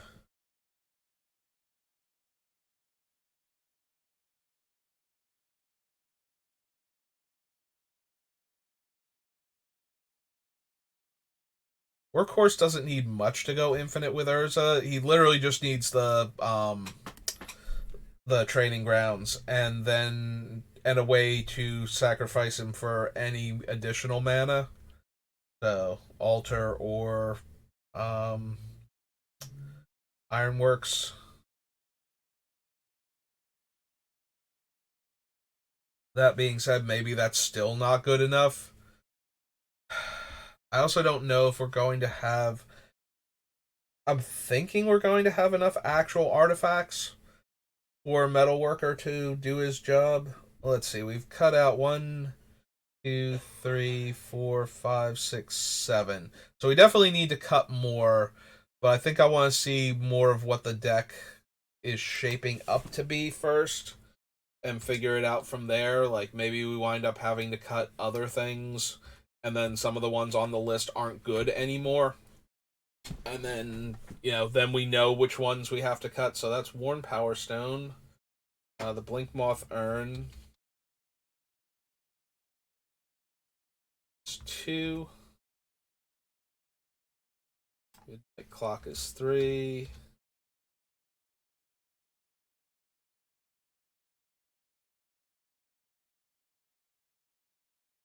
It's 4.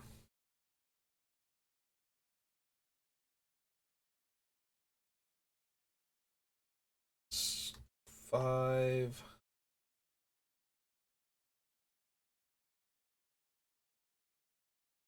Alice is 6. Find it.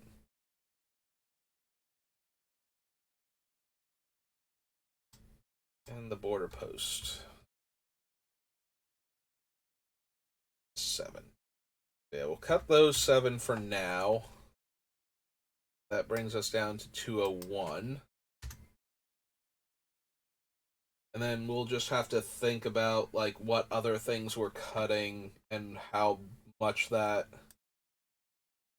affects which mana rocks we actually want. Because if, like, let's say I decide that power artifact is only going infinite with the 2 mana rocks, then we can get rid of that. But we still have the other guy that goes infinite with, like, there's a very real chance we'll be cutting power artifact just because it doesn't do as much as we want it to. But yeah, right now we have so many things. All right, I'm just gonna go ahead and cut the 2 medallions. Like, we have enough colorless spells that they're not really helping enough, I don't think. I'd rather have all of my spells cheaper, or possibly the artifact spells specifically cheaper at that point.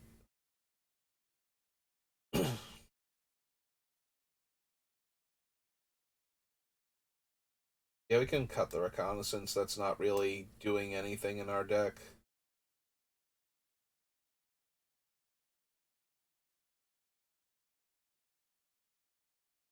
And it's not like we can do like cool shenanigans. I don't think. I think once we're I think it's remove an attacking creature from combat. So once we remove the attacking creature once, it's no longer a valid target.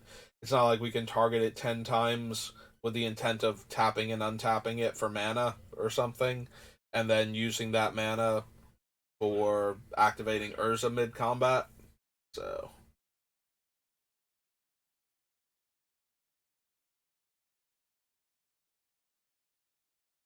yeah, Memory Jar feels more silly than good in this deck.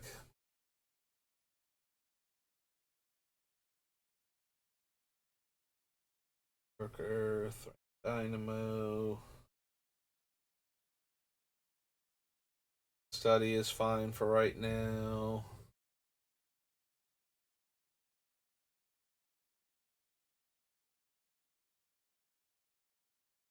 Like, we're gonna need so many cuts that we just can't have room for all of these things. Clock of Omens, right? Tap two artifacts to untap an artifact. So, I feel like the most we can get from tapping an artifact seems to be like 3 mana, I think. So, yeah, we would need to already be at the point where we're basically making infinite artifacts for Clock of Omens to work. We also need to actually add Ashnod's Altar because I'm working on the assumption that I'm running Ashnod's Altar, so it needs to kind of go on the list. I know, I know. If you watched any of my other videos, big surprise, I want to do Ashnod's Altar in the deck. It is one of the easiest ways to generate infinite mana whenever you're building a deck like this. Like, it just does the thing that you want it to do. The Revel Arc gets back 2 creatures with power 2 or less. We do have a handful of zeros, like baseline zeros that it could get back that would be getting like buffed by Urza, so they wouldn't die immediately. There's also a handful of other utility creatures I have that are in like the 1 to 2 range. And also making an artifact copy of it and then sacrificing it can very easily generate huge amounts of mana. You know, we sacrifice it to the Ashnod's Altar, like the token copy to the Ashnod's Altar, and get back the 2 other creatures, and then that's, assuming it's Ashnod's Altar, we're getting 6 mana that way, and getting the comes into play abilities of the other two power or less creatures. So maybe that's enough value that we can go off that way, or at least cripple all of our opponents, so that way we just win the game.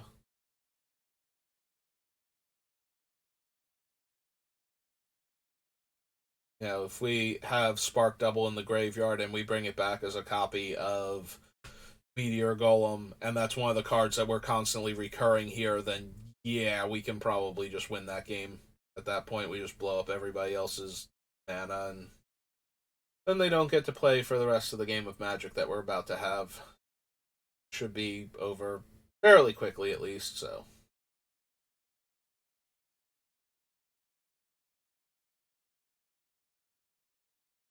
5 Selfless Spirit, Summary Dismissal, Foundry Inspector, Redeem.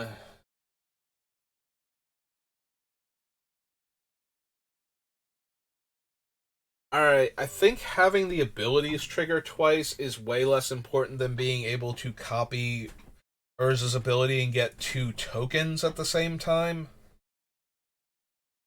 Like, we can do a lot more by copying Urza's activated ability than we can getting double triggers from the thing coming into play. I think. It might still be worth it to run Panharmonicon anyway, because that's still a lot of value from the Harmonicon regardless.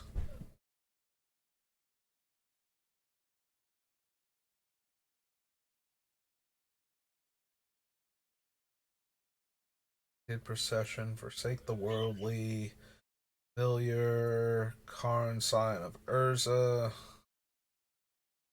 Shard.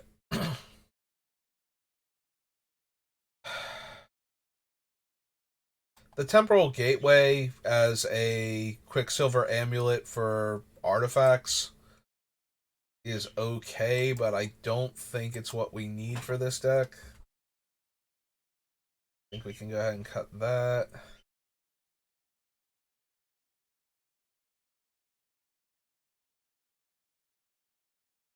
Pyramid. Like, we probably don't need all the different cost reducing things. Probably don't need every single tutor. At the same time, I think we have enough. I kind of want most of them.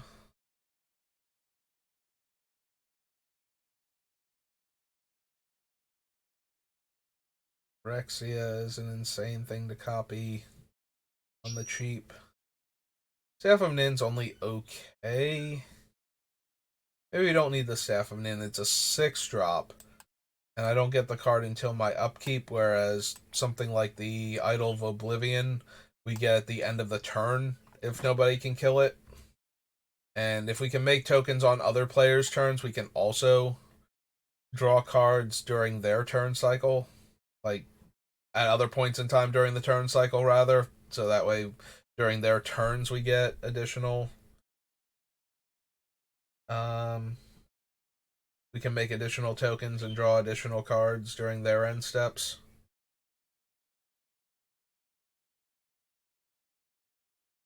Orbs of Warding is okay in that if we have a bunch of them, I can't really take combat damage anymore or effect damage from creatures. But that doesn't protect any of our stuff. And it wouldn't be too hard to kill all of our tokens that are protecting us and then potentially move in. I guess it can be a bit difficult if I have enough of them, since dividing up that much damage or keeping your things alive after dealing that much damage to my guys is a bit harder, but Mystic Forge is probably one of the strongest Future Sight variants. Like, only Future Sight itself would be doing better in the deck overall. And this one costs less mana and actually allows me to manipulate the top card of my deck a little bit in case we run into something that we can't cast. The downside is that we aren't allowed to play lands off of it as a trade-off, so that is one point against it.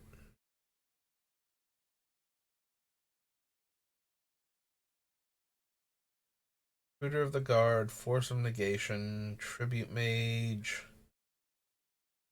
We definitely want Urza. Like, he does so much work, including letting us tap our untapped soldier tokens that we're making for blue mana. So if we have other Urza down to 1 mana to activate, because we can't reduce them below that, and we don't have Ironworks or like Ashnod's Altar to generate the infinite mana that way, we can make a token copy of something by paying 1 and then tap it with this Urza to add a blue to activate the Commander Urza again and make another token copy, and therefore generate infinite token copies of things that way,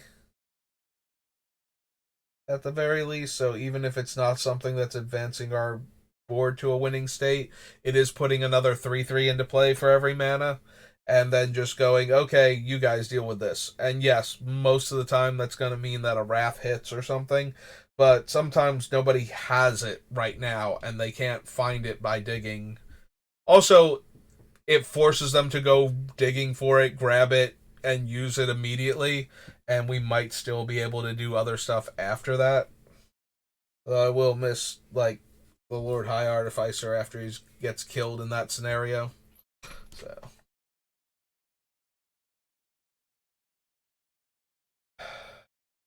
you have enough other blink effects, and I don't even know if I want those. Kitten goes, I think. The Kitten does have the one side benefit of if you blink something, if you cast something that costs more mana, or less mana rather than the thing that you're about to blink can tap for. Because you can have, like, if I cast a one drop non creature and I blink, like, Soul Ring or Mana Crypt or Mana Vault or Grim Monolith or Basalt Monolith, like any of those, if I blink any one of those with a one or two drop, then I'm actually, like, one drop I definitely make mana, and for a lot of them, two drops I also make mana. But I don't think I'm going to have quite enough spells to set this up properly. I need to have non-creature spells that cost low enough that I'm going to net mana from the trigger, and I don't think I have enough in the deck. And one of them has to be in, like, the thing that I'm going to be blinking has to already be in play on top of that, so yeah, I think it's asking a bit too much. Alright. So we cut all of those off of the list. We're coming up. It's been like an hour and 46 minutes. So yeah, we're almost at the 2 hour mark, and I do have to stop in a little bit to take my brother to work anyway. So I think we might call it here. So we'll cross these off of the list up top. So we have 1, 2, 3, 4, 5, 6, 7, 8. So 193. Hey, I feel good about this. Like, we started with a much lower number than normal, and so far we're making good progress. We are going to get to that point in about like 70 or so cards where it's just going to start becoming agonizing to choose. We're going to have to cut things that would also work with Urza. Oh, we should make it 194 and add Ashnod's Altar, because I'm definitely running it. I will build decks that don't use Ashnod's Altar, I promise, or that don't consider it, because they're not trying to do that. But every time I get anywhere near an infinite combo in Magic, Ashnod's Altar is usually the thing that makes it go infinite. Like, I just can generate large numbers of creatures, and then I sacrifice them all for mana, and then I can generate more creatures than I just lost, and then I have infinite mana, and that is really my overarching goal with this deck, I think, is to put enough. I want to do Sphere of Resistance if at all possible, because it completely locks everybody out of the game, and then just win with my army of Sphere of Resistance creatures, but at the end of the day, I just want to have enough creatures that they can't do anything, and that I can then win the game when it cycles back around to me. And Ashnod's Altar makes that a lot easier.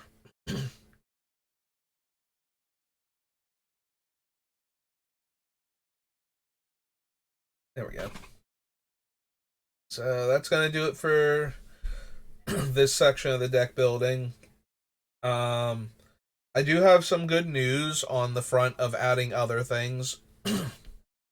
So, with the announcement of what our 5th anniversary thing is going to be for Opera Omnia, I felt very motivated to try and figure out one more time what I could possibly do to actually stream the game. So, I do not have the capture card that will work with the tablet. I can't figure out how to mirror the tablet effectively to the screen. So, one of my last ditch efforts when those were failing beforehand with my old setup was to try and use BlueStacks, which I don't know anybody that uses it that's 100% thrilled with it. A lot of the time, if they have anything positive to say about it, it's like, yeah, it functions. So, but BlueStacks and Windows 11 do not currently interact very well. There were a whole lot of lists of workarounds to try and get BlueStacks to work with Windows 11, and those were not working properly. I turned BlueStacks on again and went looking in its thing. So I had tried before with like their little gear settings thing to try and figure out like why, if there was anything that I could do to make it function, and I could not find anything. What I tried this time, there are several other icons that you can still click on even when it's having trouble interacting with Windows 11. And one of them brought up a list that had like BlueStacks and BlueStacks 1. Like it had like a 1 in a parentheses, and it was currently trying to use BlueStacks. And when I switched it over to BlueStacks 1, it immediately started working properly. And if I was not so thrilled that I could actually stream Opera Omnia just in time for 5th anniversary, I would be so mad that I could not find this thing and that nobody thought to tell me to check it, including the BlueStacks website on the page that tells me how to make it interact with Windows 11 properly. Yeah. So there's that. So if I may indulge myself, since I waited until the end of the Building Urza video, I am very excited for 5th anniversary for Opera Omnia. I did not realize that they had said at some point in time that we weren't getting a unique character like we have in the past, that it was going to be similarly to last year, we were going to get a character's new stuff that the so there's a JP version and a global version, and the JP version is like, I want to say 8 months ahead, almost 9 months ahead of us for the global version. So what they have done for anniversaries before, sometimes they give us exclusive characters that won't be on JP until a while later, and then they become JP characters, and then we get the return of them later on when we get to that point in JP, like when we're caught up again. But we get them for like several months before JP even gets them, and then like when we get back to like 9 months from when they get them, we will get our copy again if we missed it, type of thing. And that's all well and good, and sometimes we have gotten insanely broken characters, mostly Aranea, from Final Fantasy 15. She was obscenely overpowered for when we got her. Her power level was exponentially higher than anybody else. Like, we had gotten Beatrix from 9 the year before that, and she was good, but not nearly on the level that Aranea was relative to when she was released.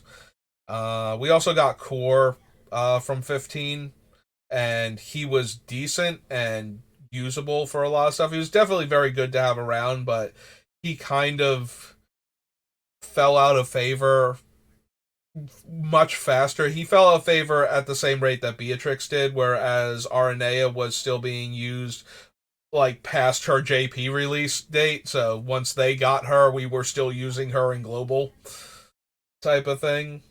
So last year we got Garnet, like her gear that she did not have in JP yet. So she got a burst weapon primarily, was the big thing, and her burst was very powerful, and she got a rework that made her very, very useful.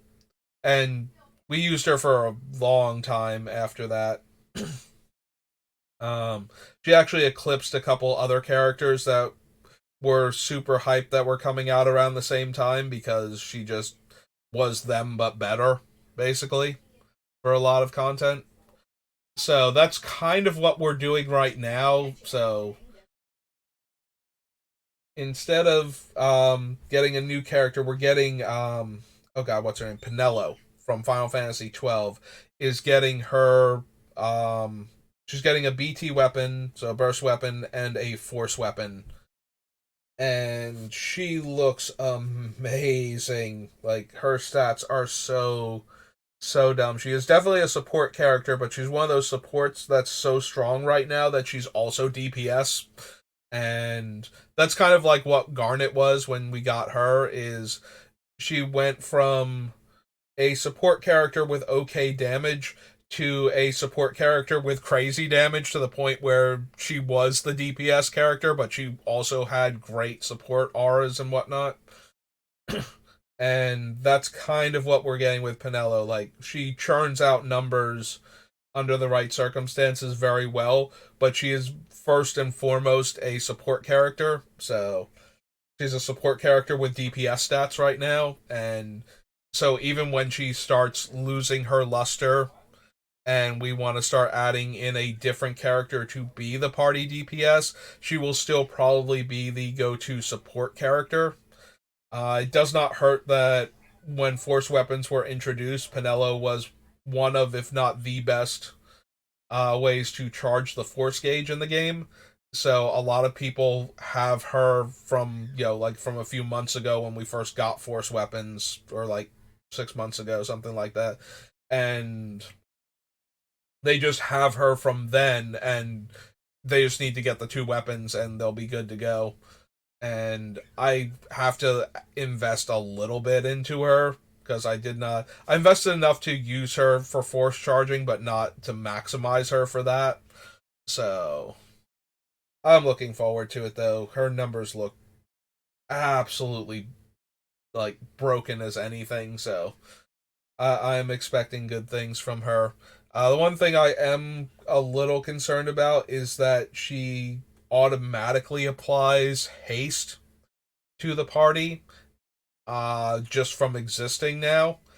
And a lot of strategies that I've been using in the past couple months have involved removing speed buffs from characters in order to allow them to tear the boss apart with counterattacks.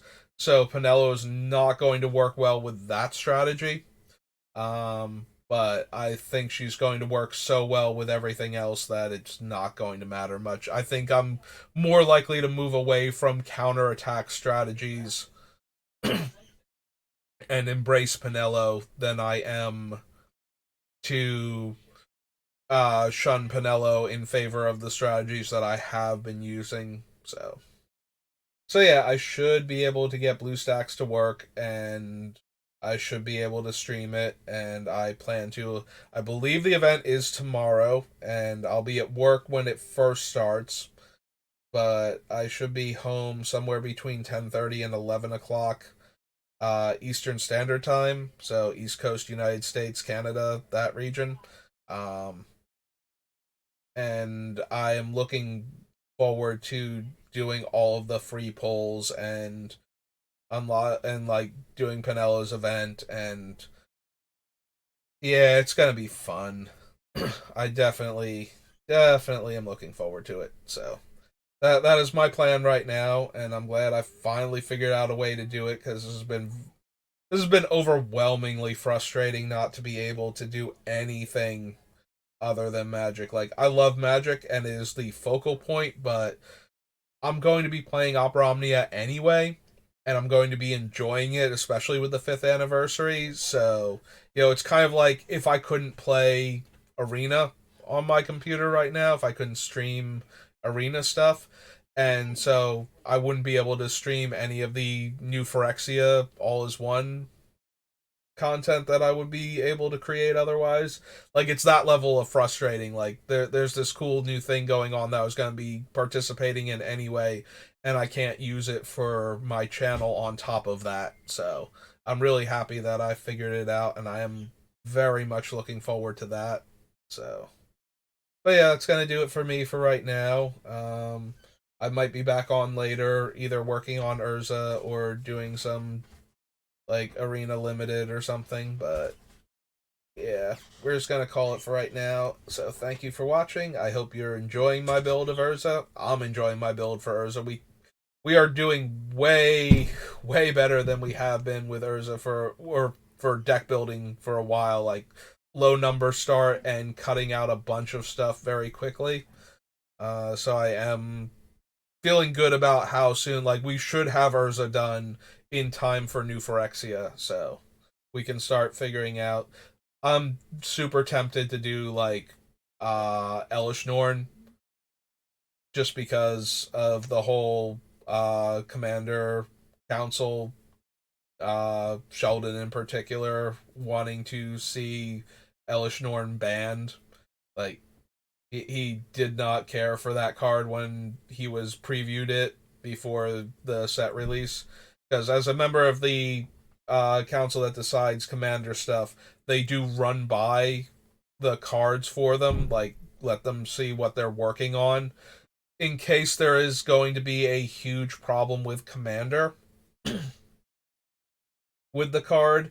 And Sheldon in particular, he said there was one other person, he did not name which other person on the rules committee was shared his views on this card, but he was very concerned that the new Elish Norn would break Commander.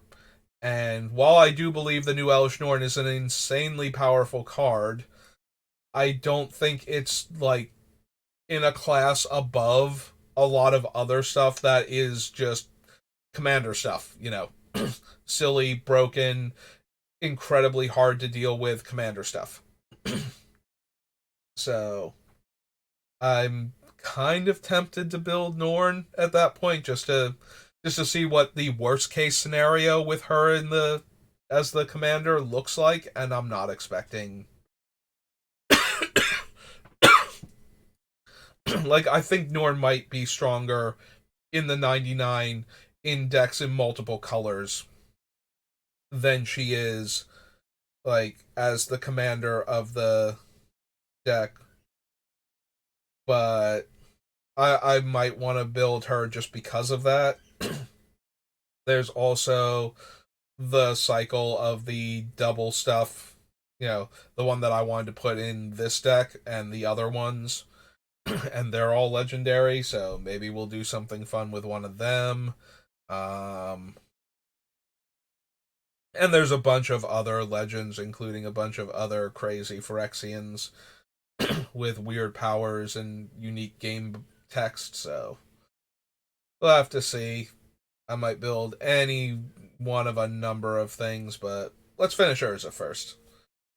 Because like I said, I am glad to finally be building him after all the hiccups that we had because of the holiday season. So we should be able to finish him in time for New Phyrexia, and I'm looking forward to that. So I've already rambled on an extra 15 plus minutes, so we're going to end it here. Thanks for watching, and have a good rest of your day.